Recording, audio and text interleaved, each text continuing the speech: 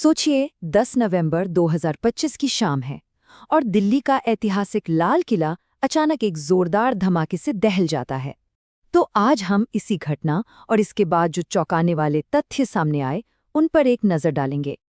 तो हुआ ये कि शाम के लगभग 6:45 एक हुंडई i20 कार लाल किले के पास की पार्किंग से निकली और सिर्फ 7 मिनट बाद 6:52 पर जैसे ही वो कार एक रेड लाइट पर रुकी, एक जबरदस्त धमाका हुआ।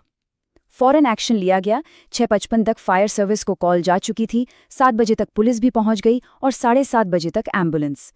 लेकिन तब तक काफी देर हो चुकी थी। और इस धमाके का नतीजा 13 जानें चली गईं, 13 जिंदगियां जो उस शाम वहीं हमेशा के लिए खत्म हो गई।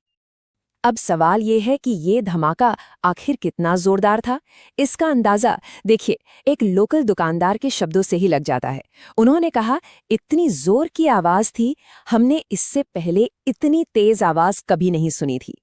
सोचिए, रिपोर्ट्स तो ये भी कहती हैं कि धमाके की आवाज 2.5 किलोमीटर दूर ITO तक सुनाई दी थी। धमाके के बाद वहां का मंजर मतलब दिल दहला देने वाला था। आसपास खड़ी 6 कारें और 3 ऑटो रिक्शा तो धू-धू कर जलने लगे। पास में जो मेट्रो स्टेशन था, उसके सारे शीशे टूटकर बिखर गए और गाड़ियों के परखच्चे वो 150 मीटर दूर तक जाकर गिरे थे।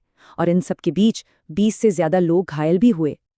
और जो लोग मारे गए वो कोई और नहीं, हम आप जैसे आम लोग थे, जो बस अपना काम खत्म करके घर लौट रहे थे या किसी काम से निकले थे। जैसे लोकेश अग्रवाल थे, एक DTC bus conductor, Ashok Gujjar, एक कैब ड्राइवर, पंकज सैनी, दिनेश मिश्रा, नोमान और एक ई-रिक्शा चालक जुम्मन मोहम्मद, जो अपने घर में अकेले कमाने वाले थे।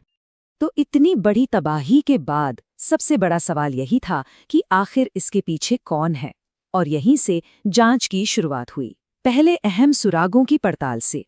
जांच का जो सबसे पहला और सबसे अहम सुराग था, वो थी वो कार जिसमें धमाका हुआ था, एक हुंडई i20।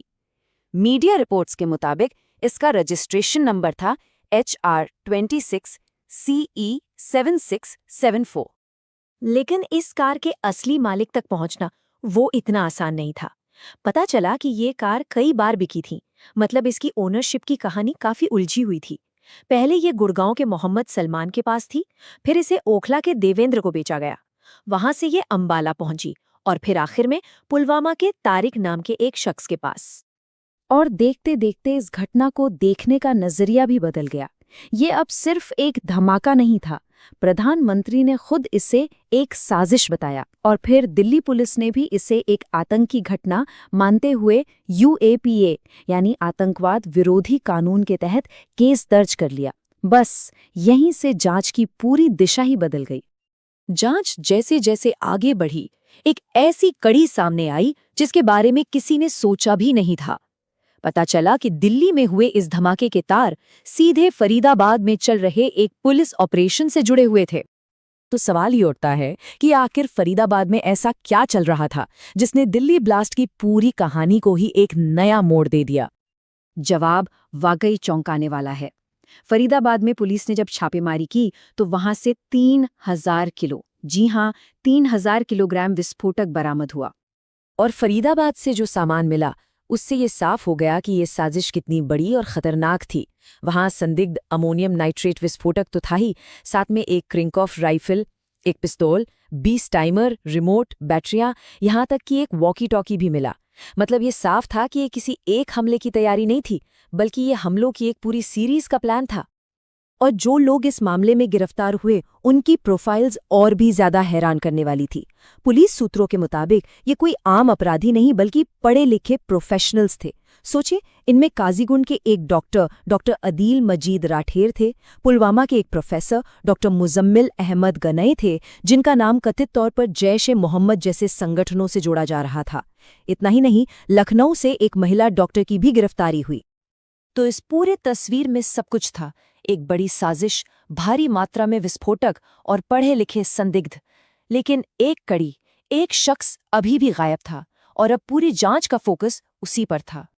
फरीदाबाद में जब गिरफ्तारियां हुईं तो एक शख्स पुलिस की पकड़ से बच निकला और यही शख्स अब लाल किला धमाके का मुख्य संदिग्ध बन चुका था। नाम था डॉक्टर उमर नबी। अब उमर नबी पर शक क्यों गहराया? देखिए, अलग अलग मीडिया रिपोर्ट्स में कई बातें सामने आईं। जैसे हिंदुस्तान टाइम्स ने सूत्रों के हवाले से बताया कि धमाके वाली कार आखिरी बार उमर नबी के ही पास थी। द प्रिंट के एक रिपोर्ट में कहा गया कि शायद उसने अपने दोस्तों की गिरफ्तारी से घबराकर पैनिक में ये धमाका कर दिया। और टाइम्स ऑफ इंडिया की रिपोर्ट ने तो ये भी बताया कि बम काफी जल्दबाजी में बनाया गया लगता है और उसमें इस्तेमाल विस्फोटक फरीदाबाद में मिले विस्फोटक से मेल खाता है। लेकिन यहाँ एक और बड़ा सवाल खड़ा होता है, क्या हो सकता है कि मुख्य संदिग्ध उमर नबी खुद उसी धमाके में मारा गया हो? इस सवाल का जवाब ढूंढने के लिए पुलिस ने उमर की मां का डीएनए सैंपल भी लिया है, ताकि मिलान किया जा सके। तो ये पूरी घटना अपने पीछे सिर्फ तबाही और मलबा ही नहीं छोड़ गई, बल्कि हमारी राष्ट्रीय सुरक्षा पर भी कई बड़े और गंभीर सवाल खड़े कर गई है। देखिए, जब भी कोई ऐसी बड़ी त्रासदी होती है तो सबसे बड़ी चुनौती होती है कि एक समाज के तौर पर हम कैसे रिएक्ट करते हैं। जैसा कि एक विश्लेषण में बहुत सही कहा गया है कि ऐसी घटनाओं के बाद सबसे जरूरी बात यह है कि हम धैर्यवान और तर्कसंगत बने रहें। और तर्कसंगत होकर सोचने पर जो सबसे बड़ा सवाल सामने आता है वो राष्ट्रीय सुरक्षा से जुड़ा है। सवाल ये है कि आखिर 3000 किलोग्राम हाई ग्रेड विस्फोटक देश की राजधानी के इतने पास फरीदाबाद तक पहुंचा कैसे? तो ऐसे मुश्किल वक्त में क्या करना चाहिए? कुछ बातें हैं जिनका ध्यान रखना बहुत जरूरी है।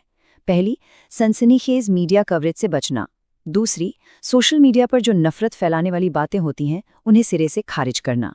और तीसरी और सबसे जरूरी बात, किसी भी नतीजे पर कूदने से पहले या बिना किसी आधार की थ्योरी फैलाने से बचना।